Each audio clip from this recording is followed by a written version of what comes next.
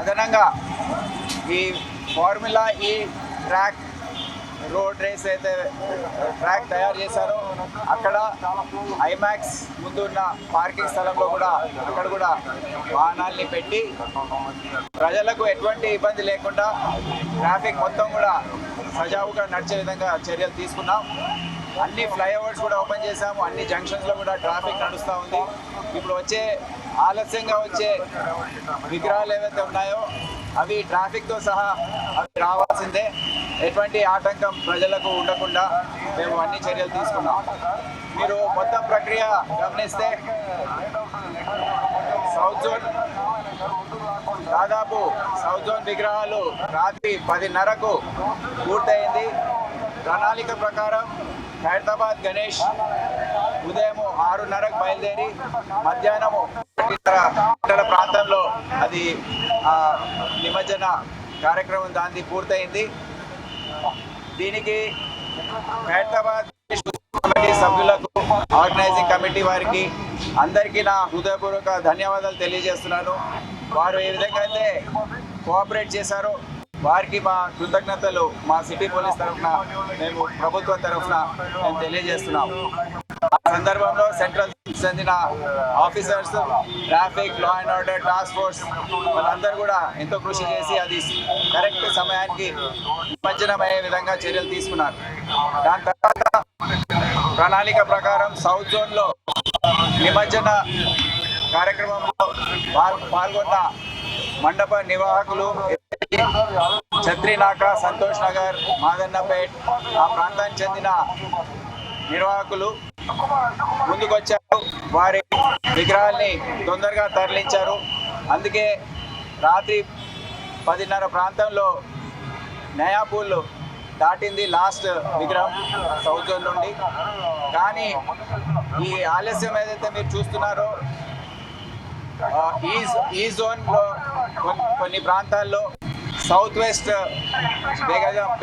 ఛత్రి మరియు హబీబ్ నగర్ అటువంటి ప్రాంతాల్లో మండప నిర్వాహకులు కొంతమంది ఎంత చెప్పినా ఎంత మేము వాయించినా వాళ్ళు ముందుకు రాలేదు.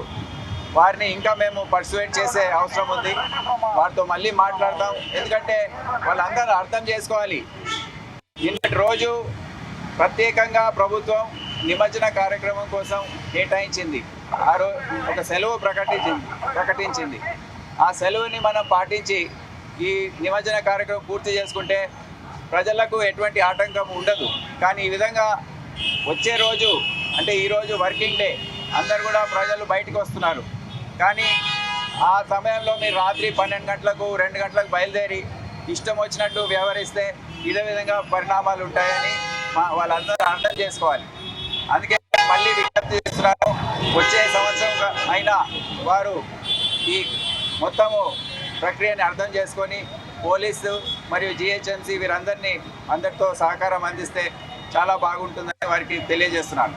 నిన్న ఈ ఫైనల్ డే సమయంలో రికార్డు పైన 5,500 విగ్రహాలు హుసేన్ సాగర్ లేక్లో నిమజ్జనమయ్యాయి. కానీ రికార్డు లేనివి అనాధికారికంగా వచ్చిన వేరే కమిషనరేట్స్ నుంచి వేరే జిల్లాల నుండి కూడా వచ్చాయి. దానివల్ల కొద్దిగా ఆలస్యం కూడా అయింది.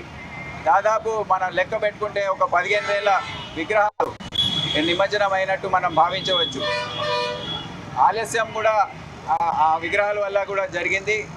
ఉదాహరణకు ఉదయం 5 గంటలకు ఇక్కడ అంబేద్కర్ స్టాచ్యూ మరియు తెలుగు తల్లి మధ్య దాదాపు 30-40 అడుగుల వినాయక విగ్రహము 2 లారీలు వచ్చి ఇక్కడ ఇరుక్కున్నాయి. అక్కడ ఎలక్ట్రికల్ వైర్స్ అంత హైట్లో ఏ విగ్రహం లేదని మేము ట్రాన్స్పోర్ట్ డిపార్ట్మెంట్ వారు దాన్ని పైకి లేపలేదు. కానీ అది వచ్చి దాదాపు 1.5 సేపు మొత్తము ప్రొసెషన్ అంతా ఆగిపోయింది. సో అటువంటి కారణాల వల్ల, అదే కాకుండా నిమజ్జనం జరిగే సమయంలో ఓల్డ్ సిటీలో హ్యాబిట్స్ మెయిన్ రోడ్లో ఎన్నో వాహనాలు బ్రేక్ డౌన్ అయ్యాయి.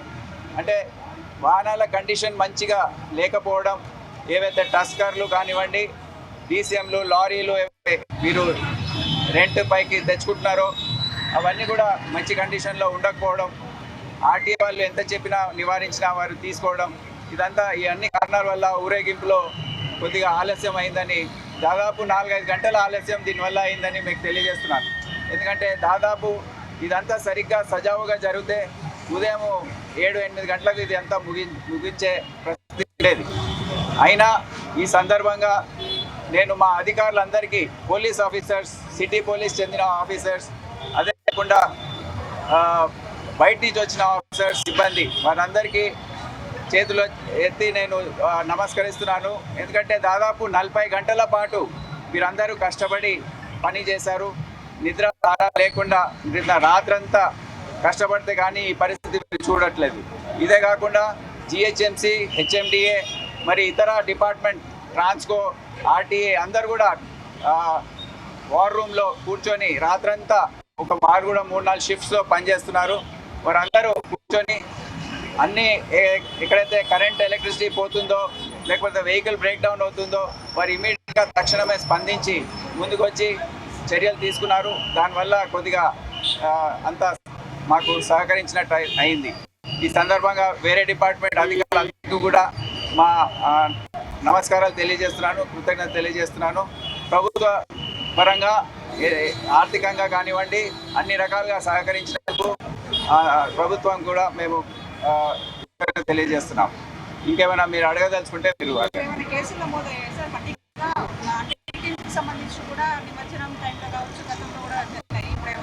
అవును, కొన్ని కంప్లైంట్స్ వచ్చాయి, కొన్ని గొడవలు జరిగాయి.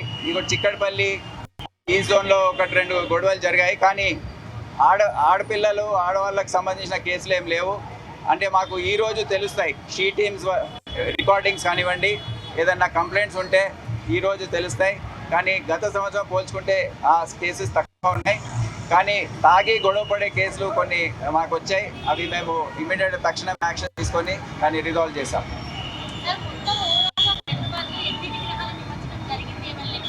ఈ మొత్తము 10 రోజుల పాటు మీరు తీసుకుంటే 11 రోజులు 1,00,000 విగ్రహాలు హుస్సేన్ సాగర్ లేక్లో నిమజ్జనం అయినట్టు మనం భావించవచ్చు.